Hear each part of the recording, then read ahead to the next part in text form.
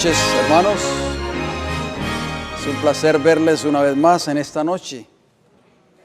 Ustedes son valientes. Siempre cuando una semana de oración comienza, pues la primera noche tiende a venir bastantes personas, la segunda noche merma un poco más, la tercera noche, pues ya las personas van mermando cada día más, pero bueno, eso se nota que ustedes pues quieren escuchar el mensaje de la palabra del Señor. Eso es bueno, hermanos. Muy importante, los temas que estamos abordando durante todos estos días son temas muy sencillos, hermanos. No son temas exhaustivamente complicados, ni teológicamente profundos para no entenderlos. Hasta un niño los puede entender, son muy sencillos de entender porque el camino que conduce al trono de Dios es sencillo, es fácil, todos nosotros podemos transitar por él y llegar algún día hasta la misma presencia de Dios. ¿A través de qué? A través de las 7 llaves de la salvación. Ya pues el tema anterior estuvimos analizando la primera llave que fue anoche. Hablamos acerca de la puerta. ¿Cuántos recuerdan qué representaba esa puerta? ¿A quién representaba? Quiero decirles, hermanos, que la gran mayoría de los cristianos o de los profesos cristianos no pasan de la puerta, o de los creyentes. Cuando escuchan el evangelio, cuando escuchan hablar de las buenas nuevas de salvación, cuando escuchan hablar de Jesús, porque la puerta, ya veíamos anoche, que representa a Cristo, representa aceptar a Cristo como nuestro Salvador personal. Y la gran mayoría de las personas se quedan en la puerta, no pasan de la puerta. ¿Por qué? Porque no desean aceptar a Cristo como su Salvador personal en sus vidas. Pregunto, ¿has aceptado tú a Cristo como tu Salvador personal? ¿Has hecho tú de tu vida, en otras palabras, ¿has hecho de Cristo tu vida? Esa es la pregunta que nosotros debemos de contestar en esta hora. Pero hoy, obviamente, tenemos que continuar el estudio de este hermoso tema del santuario, las 7 llaves de la salvación. Y hoy pues vamos a estudiar acerca del segundo mueble, o del primer mueble diríamos, el segundo objeto, porque el primer objeto es la puerta obviamente, pero el segundo objeto, que es el primer mueble que se encontraba en el patio o en el atrio, como se le conocía, ¿verdad? Es el altar de bronce o el altar de los sacrificios. Esa es la segunda llave, mis queridos hermanos. La segunda llave si queremos algún día disfrutar de la salvación y de la vida eterna. Yo estoy casi seguro que todos los que estamos aquí en esta noche queremos algún día disfrutar de la vida eterna. ¿Sí o no, hermanos? Queremos ser salvos, obviamente, o si no, no estuviéramos aquí en esta noche. Por eso es importante que nosotros estudiemos cada una de esas 7 llaves. ¿Por qué? Porque si nosotros nos aferramos de cada una de esas 7 llaves, vamos a tener la oportunidad de algún día de llegar al trono de Dios. Bien, vamos al libro de Éxodo, si son tan amables. Acompáñenme en el libro de Éxodo, el capítulo 27, y vamos a empezar a leer unos textos allí muy interesantes. Si ustedes desean anotar los textos, siéntanse libres de hacerlos. Éxodo capítulo 27, y vamos a leer los versículos 1 hasta el 8. Dice Éxodo 27:1, harás también un altar de madera de acacia. ¿De qué tipo de madera debía ser ese altar? De acacia. ¿Cuántos han oído hablar de la acacia? ¿Alguien ha oído hablar de la madera de acacia? Muy bien. Vamos a ver qué significa la madera de acacia. Dice, de 5 codos de longitud y de 5 codos de anchura, no se le olviden esas medidas, será cuadrado el altar y su altura de 3 codos. Versículo 2, y le harás cuernos en sus 4 esquinas. Los cuernos serán parte del mismo. ¿Y lo cubrirás de qué? De bronce. Versículo 3, harás también sus calderos para recoger la ceniza y sus paletas, sus tazones, sus garfios y sus braseros. Harás todos sus utensilios de bronce. Versículo 4, y le harás un enrejado de bronce de obra de rejilla, y sobre la rejilla harás 4 anillos de bronce a sus 4 esquinas. Vamos a hacer una pequeña pausa para que así podamos entender lo que estamos leyendo. Como dice el pastor Pérez, no podemos leer como el papagayo, ¿verdad? Hay que hacer pausa y meditar en lo que nosotros estamos leyendo.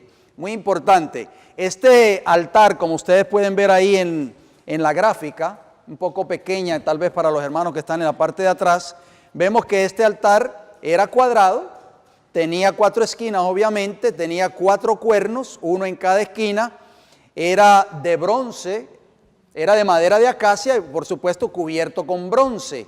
Tenía sus varas, esas varas eran obviamente, servían para cargar ese altar cuando el pueblo de Israel necesitaba moverse de un lugar a otro. La orden la daba el Señor Jehová.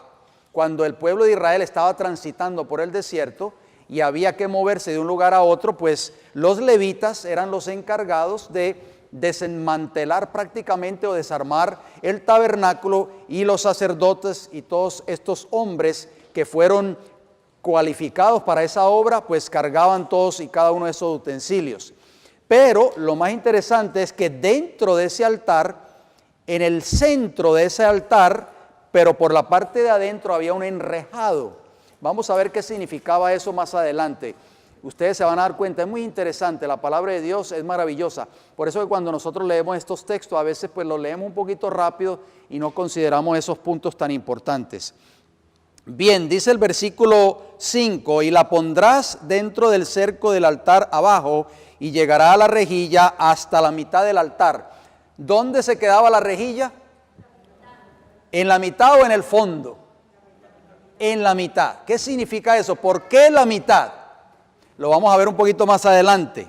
Dice el versículo 6, harás también varas para el altar, varas de madera de acacia, las cuales cubrirás de bronce. Versículo 7, y las varas se meterán por los anillos, y estarán aquellas varas a ambos lados del altar cuando sea llevado. Lo harás hueco de tablas, de la manera que te fue mostrado en el monte, así lo harás. ¿Ven?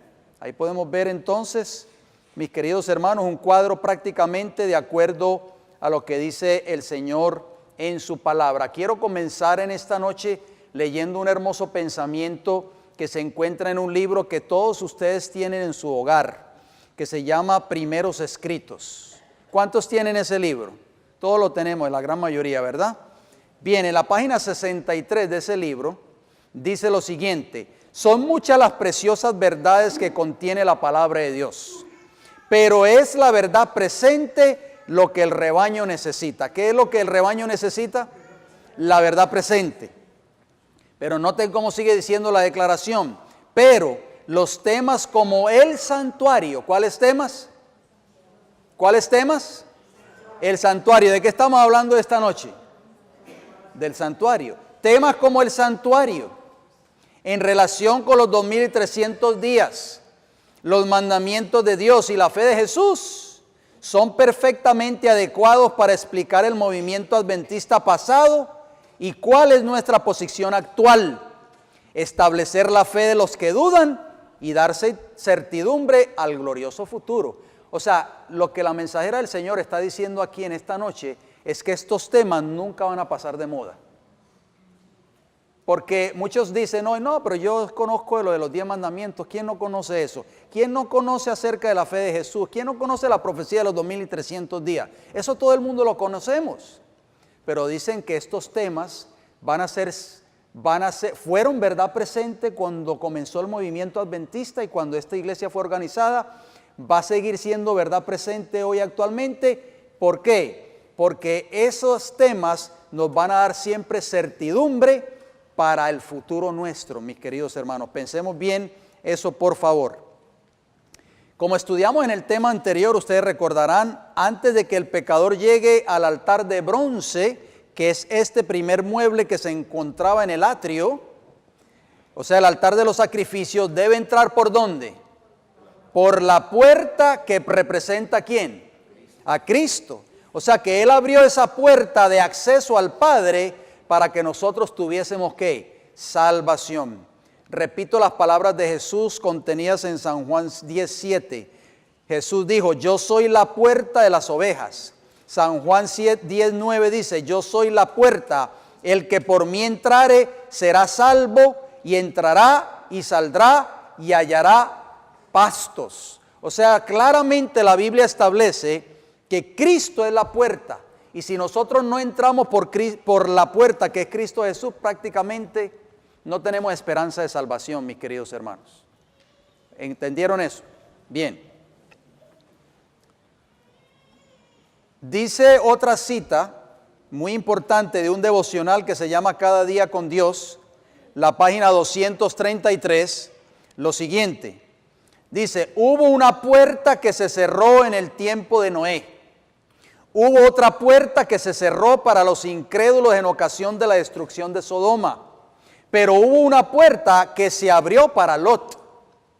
Hubo una puerta que se cerró para los habitantes de Tiro y otra puerta que se cerró para los habitantes de Jerusalén, que no creyeron, pero había una puerta abierta para los humildes creyentes que obedecían a Dios. Entonces, ¿cómo termina la declaración? Lo mismo ocurrirá al fin del tiempo. Mis queridos hermanos, esto es muy importante que nosotros meditemos en esta noche. Cristo es la puerta. Esa puerta de acceso al Padre todavía está abierta. Hubo una puerta abierta en los tiempos de Noé. ¿Estamos de acuerdo, hermanos? Pero esa puerta se cerró. Hubo una puerta abierta en los días de Lot. Esa puerta se cerró. Hubo una puerta abierta en los días de Jesús. Finalmente esa puerta se cerró. En la nación judía impenitente vino un ejército invasor en el año 70 y destruyó el templo de la ciudad de Jerusalén. Y muchos judíos perecieron en el asedio. Hoy esa puerta está abierta para ti y para mí. ¿Qué harás tú esta noche? ¿Qué harás tú esta noche después de que salgas de este recinto? ¿Permitirás que esa puerta se cierre o entrarás por ella? Jesús te está llamando hoy. Jesús te está diciendo en esta noche, esa puerta todavía está abierta. Entra por ella porque muy pronto esa puerta se cerrará. Hermanos, cuando esa puerta se cierre, las personas van a gritar, van a gemir. Ahí bien vendrá el lloro y el crujir de dientes, como dice la Escritura. Y va a ser demasiado tarde, porque Jesús dijo, he aquí yo tengo la llave de David. Yo soy el que abro y ninguno ¿qué? Cierra. Y el que cierra y ninguno abre. Cuando esa puerta de la misericordia, hermanos, se cierre, nadie la abrirá. No habrá poder humano en esta tierra que pueda abrir esa puerta de acceso al Padre. Y es por eso que hoy medita en lo que estás escuchando en esta noche. Antes de salir por la puerta de este recinto en esta noche, toma la decisión de entregar tu vida a Jesús. Porque muy pronto esa puerta se cerrará y tal vez va a ser demasiado tarde. Bien. Antes de que existiera este altar de los sacrificios, el Señor ya había dado la orden de que se hicieran un tipo de altar en específico.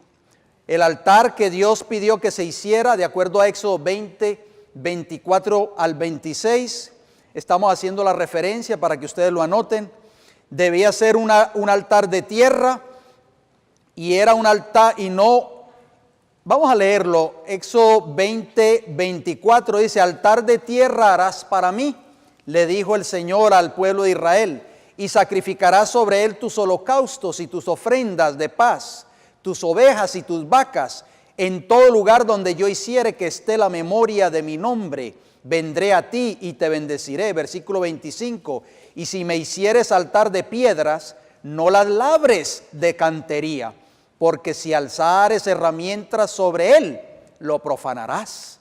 No subirás por gradas a mi altar, para que tu desnudez no se descubra junto a él. Noten bien las palabras que el Señor expresa en esos textos que acabamos de leer. Altar de tierra, o sea, los altares de piedras labradas fomentaban ¿qué cosa?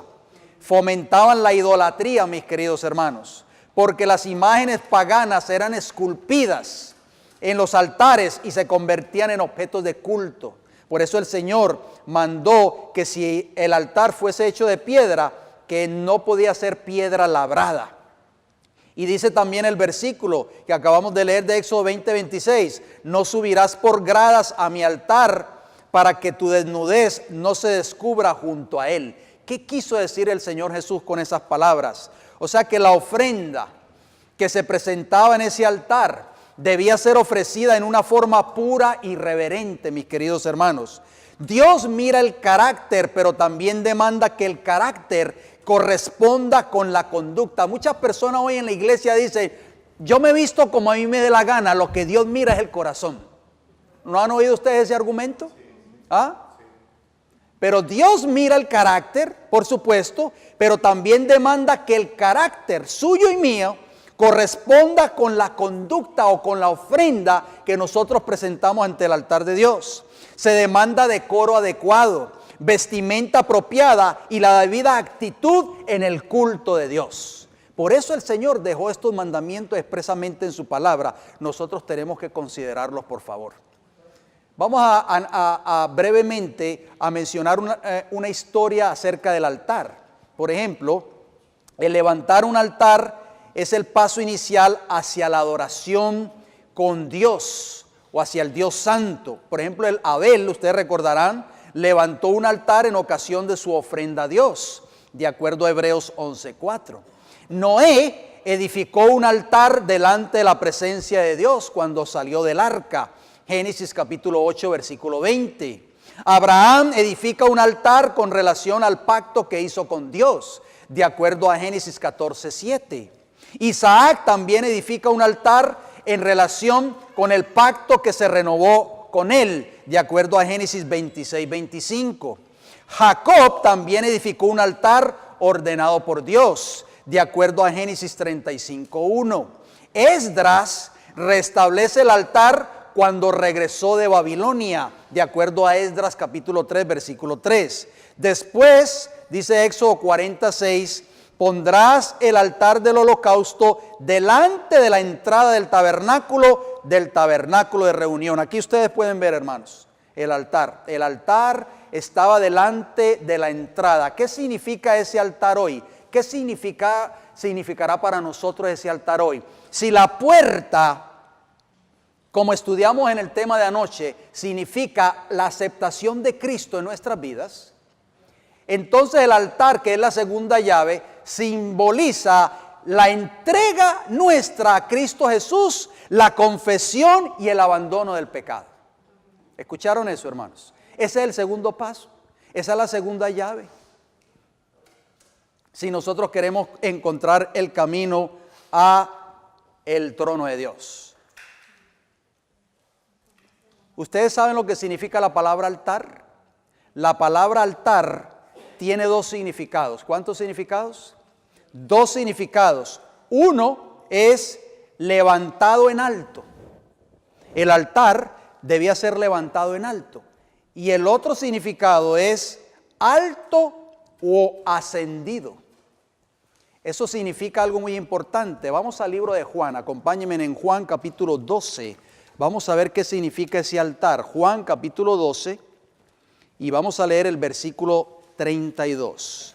San Juan capítulo 12, versículo 32. Dice lo siguiente, y yo, está hablando Jesús, y yo, si fuere levantado de la tierra, a todos atraeré ¿a quién? A mí mismo. Cristo fue levantado, mis queridos hermanos. Así como ese altar de bronce es puesto en alto, es levantado en alto, así Cristo Jesús, que simbolizaba los sacrificios que ardían allí en ese altar, también es que fue levantado por nosotros. Cito un hermoso libro que se llama El Camino a Cristo. Escuchen esta hermosa declaración, página 27 y página 28. Dice así la sierva del Señor: Cristo debe ser revelado al pecador como el Salvador que murió por los pecados del mundo. Y mientras contemplamos al Cordero de Dios sobre la cruz del Calvario, el misterio de la redención comienza a revelarse a nuestra mente y la bondad de Dios nos guía al arrepentimiento. Por eso es muy importante el altar de bronce, porque el altar de bronce es donde prácticamente el pecador llegaba a una convicción de su pecado y lo llevaba al arrepentimiento. Cuando nosotros vemos a Cristo por fe en la cruz del Calvario, derramando su sangre por nosotros, por beneficio nuestro, esto nos lleva al arrepentimiento de nuestros pecados. Termina la cita de esta manera: al morir por los pecadores, Cristo manifestó un amor incomprensible. Y a medida que el pecador lo contempla, este amor enternece el corazón, impresiona la mente e inspira contrición al alma. Y es por eso que nosotros tenemos que contemplar a Jesús. ¿Por qué? Porque cuando contemplamos la cruz de Cristo, mis queridos hermanos, y nos apartamos de los afanes de esta vida y de los problemas de esta vida, pues eso vemos el amor incomprensible de Dios. En el libro El Discurso Maestro de Jesucristo, otro hermoso libro, la página 14 nos dice lo siguiente: a medida que una persona se siente persuadida a mirar a Cristo levantado en la cruz, percibe la pecaminosidad del ser humano, comprende que es el pecado lo que azotó y crucificó al Señor de la gloria. Qué hermosos pensamientos, hermanos, del espíritu de profecía, cuando nosotros comprendemos a plenitud lo que Cristo ha hecho por nosotros. Necesitamos comprender más el amor de Jesús por nosotros. Volviendo a Éxodo 27:1, ese altar estaba hecho ¿de qué tipo de madera? Dijimos, de acacia. ¿Usted sabe lo que significa la palabra en hebreo acacia? Significa shitá. Y shitá, oigan bien lo que significa, acacia en hebreo, significa perforar. ¿Qué significa? ¿Quién fue perforado, hermanos? Cristo Jesús. Significa flagelar. ¿Quién fue flagelado? Cristo Jesús. Significa azote. ¿Quién fue azotado? Cristo Jesús. Significa aguijón y significa también acacia, de acuerdo al diccionario hebreo de Strong's. La madera de acacia, mis queridos hermanos, es blanca, durable e incorruptible. ¿Qué representaba esa madera de acacia? Si era durable e incorruptible, entonces ¿a quién ustedes creen que representaba? Representaba la humanidad sin pecado e incorruptible de Cristo Jesús. Vayamos a algunos textos, por favor, acompáñenme en la palabra del Señor. Hebreos el capítulo 7 y el versículo 26. Hebreos el capítulo 7 y el versículo 26. Dejemos que sea la palabra del Señor que nos hable en esta noche, no este servidor quien les habla. Hebreos capítulo 7, versículo 26 nos dice: porque tal sumo sacerdote nos convenía santo, inocente, sin mancha, apartado de los pecadores y hecho más sublime que los cielos. Alabado sea el Señor. Cristo Jesús era ¿qué? Inocente y sin mancha, o sea, incorruptible, como la madera de acacia. Vayamos al libro de Hebreos, el capítulo 4 y el versículo 15. Noten cómo dice, hablando de Cristo. Hebreos 4:15 dice: porque no tenemos un sumo sacerdote que no pueda compadecerse de nuestras debilidades, sino uno que fue tentado en todo según nuestra semejanza, pero ¿qué? Sin pecado. O sea, Cristo fue un hombre sin pecado, sin corrupción. Muy importante. Hechos capítulo 2 y el versículo 31 nos dice algo muy interesante. Hechos, el libro de los Hechos, después del libro de Juan se encuentra el libro de los Hechos. Hechos capítulo 2, versículo 31. ¿Cómo dice la Escritura, mis queridos hermanos? Hechos 2:31 nos dice: viéndolo antes, habló de la resurrección de Cristo, que su alma no fue dejada en el Hades, o sea, en el sepulcro, ni su carne vio ¿qué cosa? Corrupción. La madera de acacia era durable y era ¿qué cosa? Incorruptible, hermanos, representando la naturaleza de Cristo. Cristo murió sobre una cruz de madera, ¿sí o no? De acuerdo a 1 de Pedro 2:24. Isaac, el hijo de la promesa, llevó la leña de madera sobre la que iba a ser sacrificado, de acuerdo a Génesis 22:6-8. Jesús cargó su propia cruz de madera, de acuerdo a Juan capítulo 19 y el versículo 17. Ese altar era de madera de acacia. Recuerde, representaba la naturaleza incorruptible y sin pecado de Cristo Jesús. ¿Qué naturaleza nosotros vamos a llevar al cielo, mis hermanos? ¿La naturaleza corruptible y contaminada del pecado? ¿Ah? ¿Qué ustedes creen? Por eso, como decíamos anoche, tenemos que estar entretejidos. Como estaba bordado esas cortinas entretejidas de varios colores, así la naturaleza de Cristo debe estar entretejida en cada uno de nosotros, porque nosotros vamos a llevar al cielo. Muchos dicen lo único que vamos a llevar al cielo es el carácter. Sí, pero no el carácter suyo ni el mío. El carácter de Cristo, hermanos. El carácter de la naturaleza de Cristo. Ese es el que vamos a llevar al cielo. Porque el carácter suyo y el mío, ahora mismo, no nos da acceso al Padre, hermano, ni al reino de los cielos. Estaríamos descalificados completamente del trono de Dios. ¿Qué debía hacer el pueblo, Moisés con ese altar? De acuerdo a Éxodo 27:2, lo tenía que cubrir ¿de qué? De bronce. Noten bien, hermanos, ¿por qué de bronce? Bueno, el bronce protegía a la madera para que no fuese consumida por el fuego, hermana Mirta. Así también, oigan bien, así también Cristo será nuestro compañero y protector todo el tiempo hasta el trono de Dios. Él nunca nos dejará ni nos abandonará, gloria al Señor. Aunque estemos pasando por el fuego de la prueba y la tentación, Cristo Jesús protegerá nuestras vidas si aprendemos a confiar en Él. Cristo Jesús dijo en Mateo 28:20, he aquí yo estoy con vosotros, ¿cuántos días? Todos los días, ¿hasta cuándo? Hasta el fin del mundo. ¿Se acuerdan cuando los 3 jóvenes hebreos en Babilonia? ¿Qué sucedió, hermanos?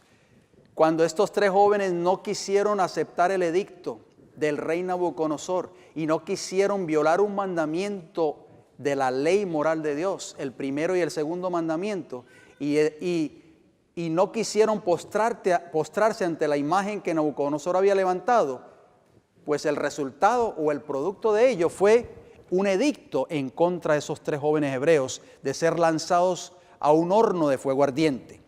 Cito Daniel capítulo 3, versículo 24 y 25, noten cómo dice, Daniel capítulo 3, versículo 24 y versículo 25. Nosotros conocemos esta historia, dice, después de esto, estaba en Daniel 2, Daniel 3, 24 nos dice, entonces el rey Nabucodonosor se espantó y se levantó apresuradamente y dijo a los de su consejo, ¿no echaron a 3 varones atados dentro del fuego? Ellos respondieron al rey, ¿es verdad, oh rey? Y él dijo, he aquí yo veo 4 varones sueltos que se pasean en medio del fuego sin sufrir ningún daño. Y el aspecto del cuarto es semejante ¿a quién? Al Hijo de los dioses. Gloria al Señor. Hermanos, ¿quién estaba en medio del fuego con esos 3 jóvenes hebreos? ¿Quién era ese cuarto personaje que se encontraba en medio del fuego? ¿Por qué Cristo Jesús vino en rescate de esos 3 jóvenes hebreos? Porque Cristo Jesús conoció el valor y la fe de esos 3 jóvenes hebreos. Esa fe inquebrantable, esa confianza inquebrantable en Dios. El Señor no podía dejar de recompensar a sus hijos fieles. Por eso es muy importante, mis queridos hermanos, porque cada uno de nosotros, recuerden por favor, ser cristiano no es venir a la iglesia cada semana y vernos las caras bonitas. No, ser cristiano es pasar por la prueba y el horno de la aflicción, por el fuego de la prueba. Porque vamos a ser probados, porque nuestros caracteres tienen que ser probados como se probaba ese horno de fuego, hermanos. Por eso allí está la naturaleza de Cristo. Cristo está con nosotros en medio del fuego, en medio de la prueba, en medio de los problemas, en medio de las tentaciones, en medio de las angustias, de las tristezas, del dolor, de la enfermedad. Cristo Jesús está con nosotros. Nosotros tenemos que aprender a confiar en Él, así como estuvo con esos 3 jóvenes en Babilonia. Dice la mensajera del Señor en Profetas y Reyes, la página 374, hablando de esta historia. Dice, ¿cómo sabía el rey, o sea, Nabucodonosor, qué aspecto tenía el Hijo de Dios? O sea, los jóvenes hebreos les habían hablado del Redentor, de Cristo que iba a venir. Y en la 4ª persona que andaba en medio del fuego, el rey reconoció al Hijo de Dios. Qué maravilloso, hermanos. Esos 3 jóvenes hebreos en Babilonia dieron testimonio de su fe. Le hablaron a ese rey pagano del Hijo de Dios. ¿Estamos nosotros dispuestos a dar hoy testimonio de nuestra fe? También Éxodo 27:1 habla de ese altar de bronce y dice, será cuadrado el altar y su altura de 3 codos. 3 es el número de la deidad, la divinidad. El Padre, el Hijo y el Espíritu Santo estaban involucrados en el plan de la salvación del hombre. ¿Sabían ustedes, hermanos, que la deidad estuvo involucrada en la salvación del ser humano? Voy a leer una declaración muy importante aquí. Esta declaración es preciosa, es una de mis favoritas. Yo sé que ustedes pues tienen sus citas del Espíritu de Profecía favoritas, pero para mí esta es una de las citas más hermosas que yo he leído en el libro El Deseado de todas las gentes. Noten lo que dice la página 121. Dice, las palabras, aún no ha venido mi hora, indican que todo acto de la vida terrenal de Cristo se realizaba en cumplimiento. Oigan bien, Cristo Jesús, cada acto de su vida que cuando Él estaba aquí en esta tierra, que Él realizaba, se hacía en cumplimiento del plan trazado desde la eternidad. O sea, Cristo vino a esta tierra, hermanos, a cumplir un plan que ya había sido trazado. ¿Quién trazó ese plan? El Padre, hermanos. El Padre trazó ese plano, hermano, ese blueprint. Lo trazó, llamó a su hijo y le dijo, aquí está el plano, hijo mío. ¿Qué tú crees, hijo mío? ¿Cómo ves este plan? Noten cómo sigue diciendo la cita. Antes de venir a la tierra, el plan estuvo delante de Él, perfecto en todos sus detalles. ¡Qué maravilloso, hermanos! El Padre llama al Hijo y le muestra el plan y dice, hijo mío, he aquí, este es el plan que yo he hecho. ¿Qué tú crees? El Hijo miró ese plan y dijo, Padre, estoy dispuesto a ir y morir por la raza humana. Ese plan es maravilloso y estoy dispuesto a cumplirlo. Alabado sea el Señor. Pero mientras andaba entre los hombres, oigan cómo dice, era guiado paso a paso por la voluntad del Padre. En el momento señalado, no vacilaba en obrar, con la misma sumisión esperaba hasta que llegase la ocasión. Cristo Jesús no daba un paso al frente, hermanos, antes de cumplir con el plan de Dios, antes de cumplir con el plan de su Padre. Cada día, paso a paso, era guiado ¿por quién? ¿Por quién era guiado? Vamos a leerlo. El mismo libro, Deseado de toda la gente, página 98 y 99, dice, la humanidad de Cristo estaba unida con la divinidad. Fue hecho idóneo para el conflicto mediante la permanencia del Espíritu Santo en él. Gloria al Señor. El Padre hace el plan, hermanos. El Padre hace el plano, el Hijo lo lleva a cabo y el Espíritu Santo guía al Hijo de Dios día a día para que cumpla ese plan. Alabado sea el Señor, hermanos. Esa es la deidad trabajando en beneficio de la humanidad de Jesús. La deidad, hermanos, estuvo envuelta en el gran plan de la salvación del hombre. Hoy por hoy, el cielo está interesado en tu vida, en mi vida, en tu salvación y en mi salvación. Éxodo capítulo 27 y el versículo 1 dice, de 5 codos de longitud y de 5 codos de anchura tenía ese altar. El altar debía ser de 5 codos de ancho por 5 codos de largo. El número 5 representa la gracia de Dios por el hombre en la expiación.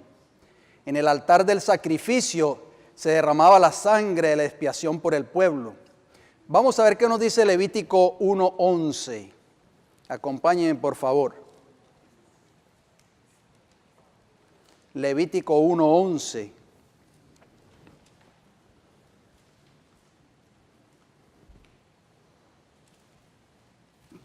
Dice, y lo degollará, o sea, el holocausto del rebaño de las ovejas, y lo degollará al lado norte del altar delante de Jehová, y los sacerdotes, hijos de Aarón, rociarán su sangre sobre el altar alrededor. Qué interesante ese versículo. Levítico 17:6. Vamos a ver qué nos dice. Levítico capítulo 17 y el versículo 6.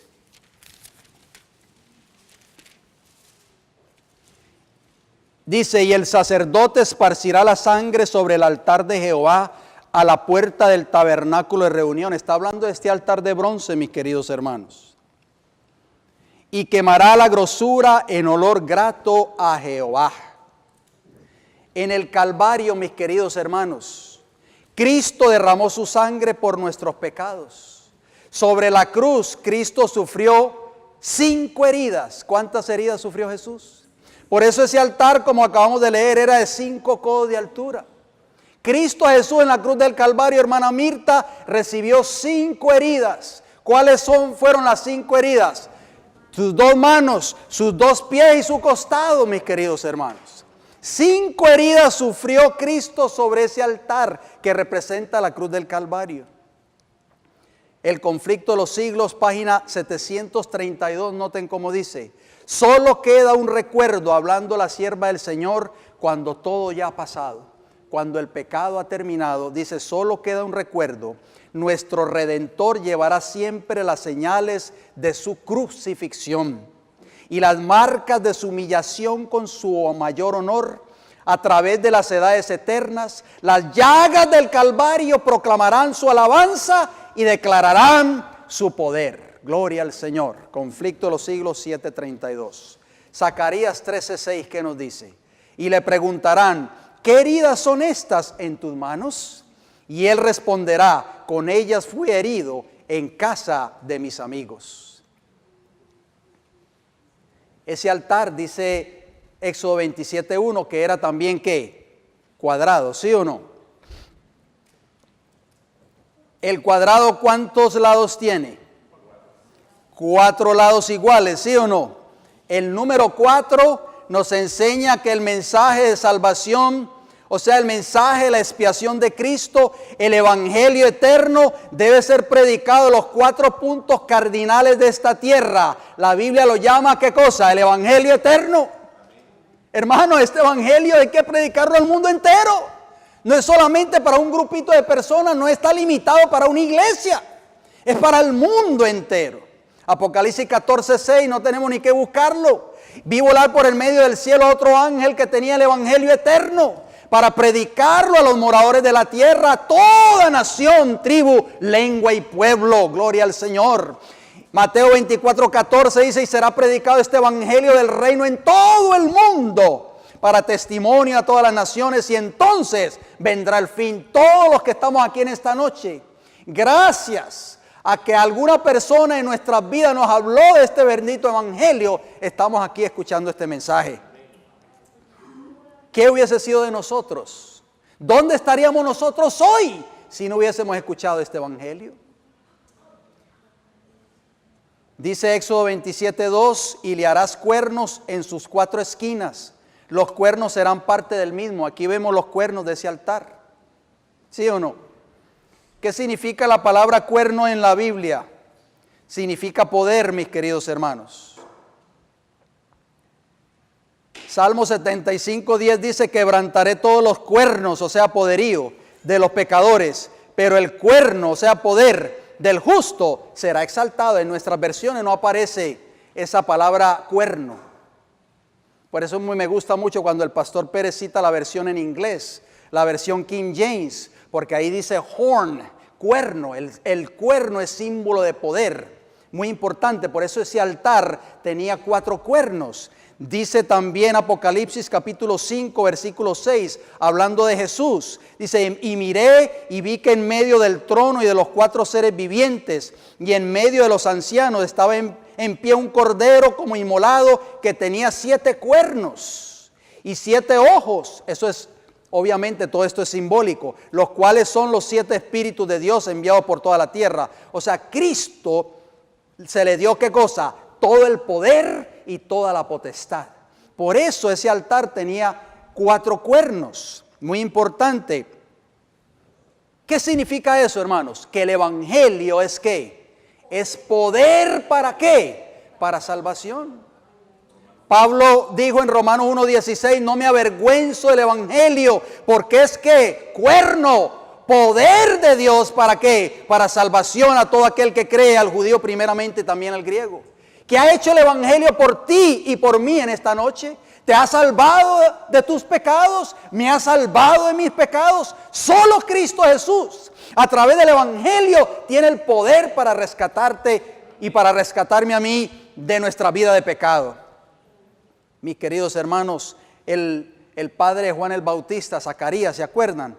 Dijo una profecía extraordinaria en Lucas 1, 68 y 69. Dice, bendito el Señor Dios de Israel, dijo Zacarías, que ha visitado y redimido a su pueblo y nos levantó un cuerno de salvación, o sea, un poderoso Salvador en la casa de David, su siervo. Maravillosas palabras, mis hermanos. Vamos a hablar un poco acerca de la consagración de ese altar. Vayamos a Éxodo 29, acompáñenme por favor. Éxodo capítulo 29, versículos 36 y 37.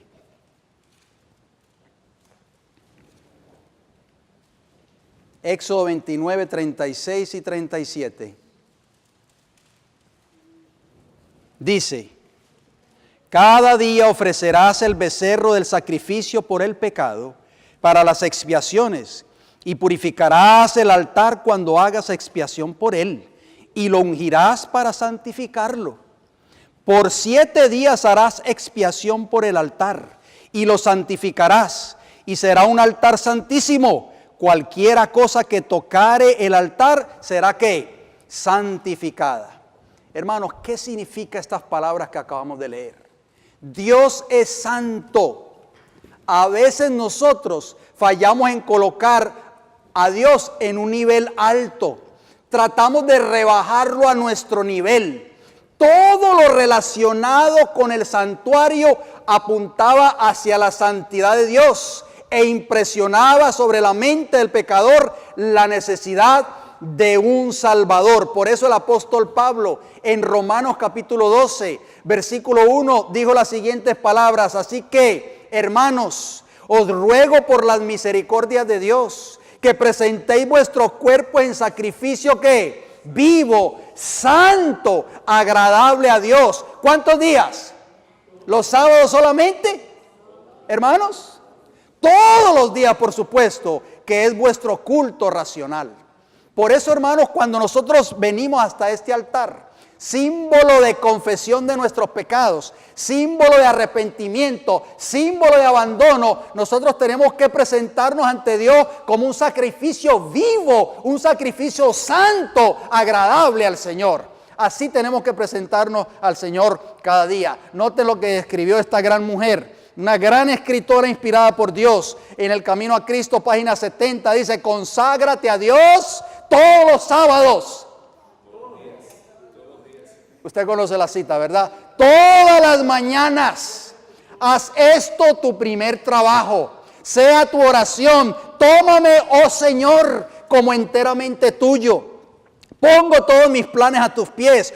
Úsame hoy en tu servicio. Mora conmigo y sea toda mi obra hecha en ti. Este es un asunto diario. Cada mañana conságrate a Dios por ese día. ¿Cuántas veces se ofrecía el sacrificio en este altar? Todos los días, hermanos. Eso simboliza o significa que nosotros tenemos que consagrar nuestras vidas al Señor cada día. No solo los sábados cuando venimos a este lugar. Es diario, hermanos. Diariamente, dice, cada mañana conságrate a Dios por ese día. Somete todos tus planes a Él para ponerlos en práctica o abandonarlos. Por eso fracasamos muchas veces en nuestra vida cristiana, porque tomamos decisiones sin contar con el Señor. Salimos apresurados por la puerta de nuestros hogares porque vamos tarde para el trabajo. No tenemos tiempo para estudiar, no tenemos tiempo para tener el culto, no tenemos tiempo para orar. Entonces, cuando tomamos una decisión y fracasamos, le echamos la culpa a Dios. No, hermanos. Dice, podrás así poner cada día tu vida en las manos de Dios y ella será cada vez más semejante a la de Cristo. Gloria al Señor. Noten lo que dice Romanos capítulo 6. Acompáñenme, por favor. Porque aquí se quemaba el animal. Aquí el animal moría y era quemado. Debía ser consumido. Nuestros pecados deben ser consumidos, mis queridos hermanos. Debemos morir al pecado. Por esto este primer mueble es un paso muy importante. Es un paso muy importante antes de llegar al segundo mueble en el patio o en el atrio. Hoy por hoy muchas personas están cambiando estos muebles, hermanos. Están poniendo este segundo mueble en la entrada del atrio y después, pero no es así.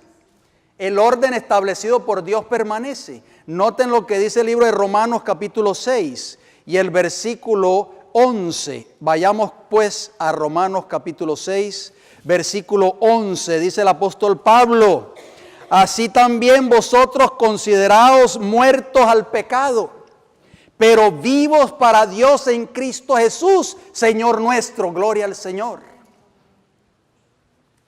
Fíjense algo muy importante, hermanos. El animal era quemado sobre el altar, ¿sí o no? Se partía en diferentes pedazos o en piezas, pero la sangre era recogida por el sacerdote. ¿La sangre es símbolo de qué? De la vida, hermanos. Lo que moría era el animal destazado sobre ese altar. Nosotros tenemos que morir al pecado, pero tenemos que vivir en Cristo Jesús. Versículo 13 de Romanos 6, que nos dice: ni tampoco presentéis vuestros miembros al pecado como instrumentos de iniquidad, sino presentaos vosotros mismos a Dios como vivos de entre los muertos, y vuestros miembros a Dios como instrumentos ¿de qué? De justicia. Alabado sea el Señor. Vamos a hablar brevemente en los minutos que nos quedan. Se me fue el tiempo, disculpen, hermanos. Voy a ir terminando con esto. Vamos a hablar un poco acerca del enrejado o la rejilla del altar de los sacrificios. ¿Se acuerdan que lo mencionamos? Éxodo 38:4 dice así: e hizo para el altar un enrejado de bronce de obra de rejilla, que puso por debajo de su cerco hasta la mitad del altar. ¿Dónde estaba colocada la rejilla? ¿Dónde, hermano Rancés? En la mitad del altar. ¿Por qué en la mitad del altar? ¿Se han hecho alguna vez ustedes esa pregunta? ¿Por qué en la mitad del altar?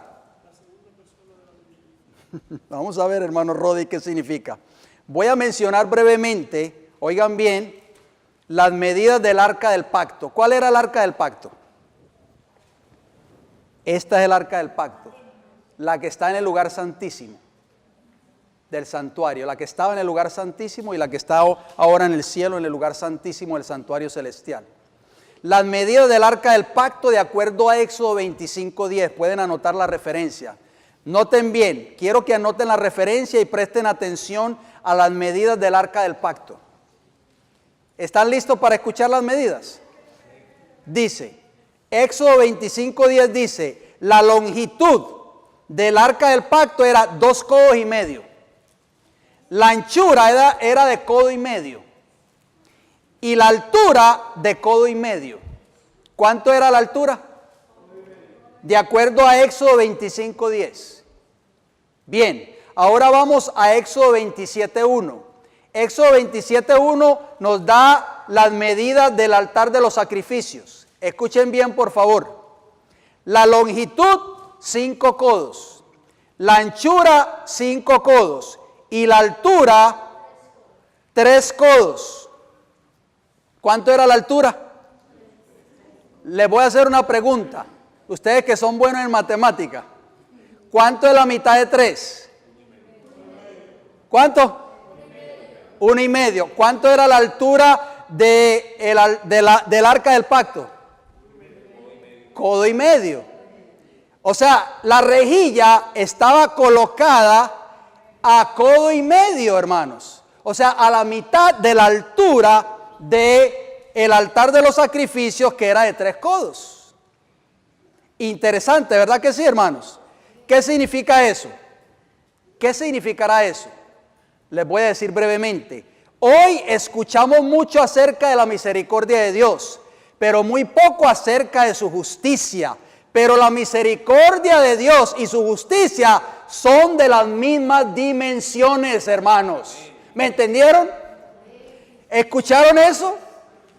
La justicia y la misericordia de Dios son de las mismas dimensiones. Por eso el salmista David, que conocía bien este mensaje, porque él dijo: vieron mis caminos, oh Dios, los caminos de tu rey en el santuario. Él escribió lo siguiente en el Salmo 101:1: misericordia y juicio cantaré, a ti cantaré yo, oh Jehová. O sea, el salmista David, hermanos, veía la justicia de Dios y su misericordia en el mismo nivel.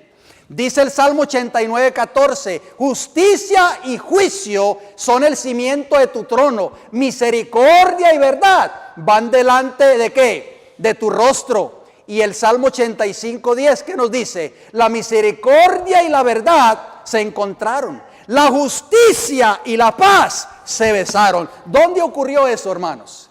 En la cruz del Calvario. Por eso, hermanos, la justicia de Dios y la misericordia van al mismo nivel. La misericordia de Dios nunca va a poner a un lado, ¿qué cosa? Su justicia. Muchas personas vienen donde nosotros y nos dicen: Cristo clavó la ley de Dios en la cruz del Calvario. ¿Cuántos le han dicho a ustedes esas palabras? Hermanos, mire, cuando ustedes se encuentren una persona y les diga esas palabras, díganle lo siguiente: miren, la mejor prueba de que la ley de Dios, su justicia, es eterna, es precisamente la cruz del Calvario. ¿Por qué? Porque la cruz del Calvario, hermanos, exigía la muerte ¿de quién? Suya y mía, del pecador. ¿Por qué? Porque Romanos 6:23, la primera parte dice: la paga del pecado es ¿qué? Muerte. O sea, la consecuencia del pecado, que es transgresión de la ley de Dios, es muerte. O sea, hermanos, que la ley de Dios no se podía cambiar, y por eso Cristo tuvo que venir y morir por nosotros en la cruz del Calvario.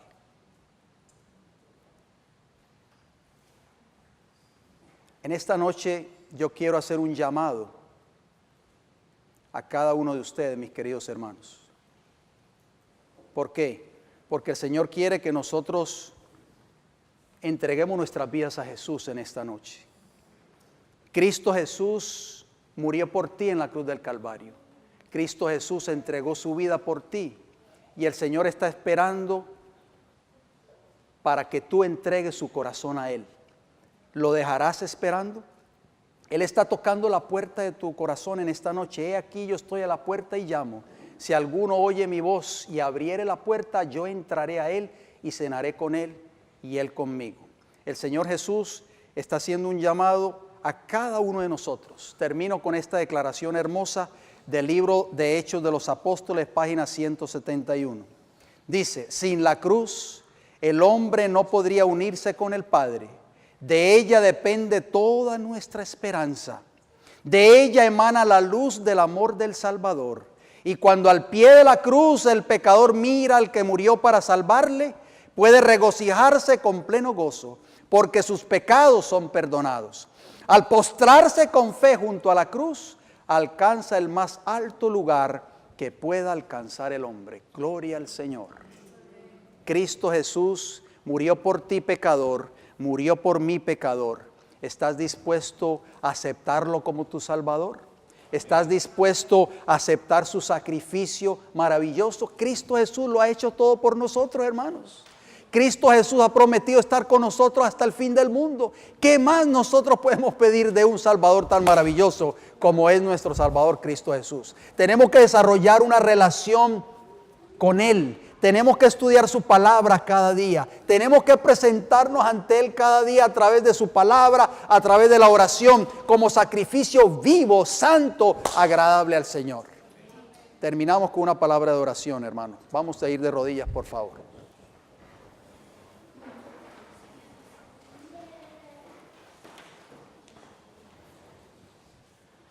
Querido Padre Celestial, en esta noche le damos las gracias, Señor,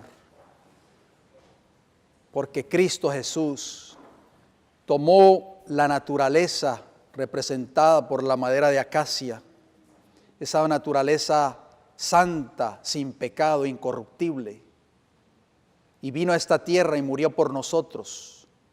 Gracias, Padre, porque Cristo Jesús conoce nuestras debilidades, sabe cuando estamos pasando por el fuego de la prueba y de la aflicción, y está con nosotros, porque ese material que recubría ese altar, ese bronce que cubría ese altar, lo protegía de que esa madera fuera consumida.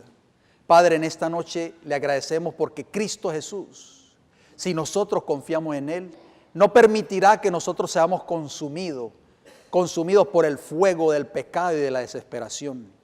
Padre, en esta noche queremos pedir una bendición muy especial por cada uno de los hermanos aquí presentes, por los hogares aquí representados. Padre, si hay algún hermano en esta noche que tal vez no ha entregado su corazón a Jesús, que el Espíritu de Dios toque su corazón para que pueda aceptar el sacrificio expiatorio de nuestro Señor Jesucristo en la cruz del Calvario.